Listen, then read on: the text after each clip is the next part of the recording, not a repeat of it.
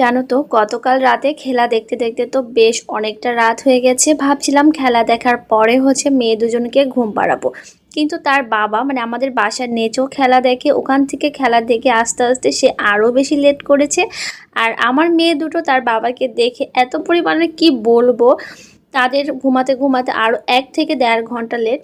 তো ওদেরকে ঘুম পাড়িয়ে তারপরে তো ঘুমাবো, ভীষণ দেরি হয়ে গেছে ঘুমাতে ঘুমাতে জানো। আর সকালে সকালেও উঠেছি আমি অনেকটা দেরি করে, কি করব উঠতেই পারিনি, একবার উঠেছি তো আবার ঘুমিয়ে পড়েছি। যাই হোক, উঠতে উঠতে যেহেতু দেরি হয়ে গেছে, তো ভাবছি সকালবেলা দেরি হওয়া মানে সব কাজের লেট, ভীষণ তাড়াহুড়া। আর এমনি তো গ্যাস চলে যায়, গ্যাসটা থাকে না।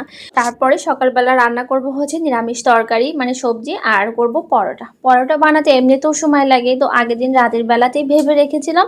তার জন্য ঘুম থেকে উঠে দেখি শাশুড়ি মা তরকারিটা কেটে রেখেছে, যার জন্য আমার ভীষণ ভালো হয়েছে। আর নিরামিষ তরকারিতে না আমি একটুখানি চিনি দিই, আর একটু লবণ লাগবে, আর ধনিয়া পাতা দিয়ে নামিয়ে নিব। তরকারিটা না ভীষণ টেস্টি হয়েছিল খেতে জানো। আর দেখো, দেখতে মনে হচ্ছে খুব ভালো হয়েছে। আর ওই পাশে যেহেতু পরোটাটা মেখে ঢেকে রেখেছিলাম, তো ভাবলাম তোমার শাশুড়িমা অনেকগুলো কারকোল কেটে রেখেছে, তো কারকোলগুলো ভেজে নিই এই পাশে। আর এই যে তরকারিটা রান্না তো করা শেষ, এখন পরোটাগুলো ঝটপট বানিয়ে নেব।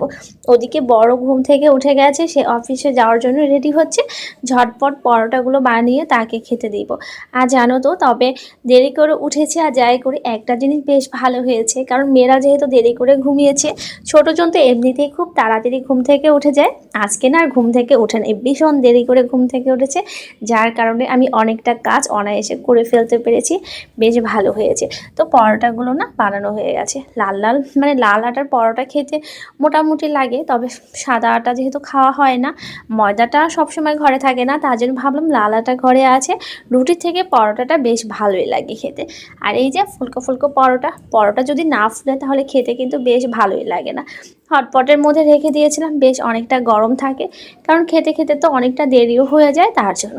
তো গরম গরম পরোটা এবার না বরকে খেতে দিব। সকালে আমও কেটে নিয়েছিলাম, আজকে আমি আর সকালে আম খাইনি, প্রতিদিন তো আম খেতে খেতে যা অবস্থা।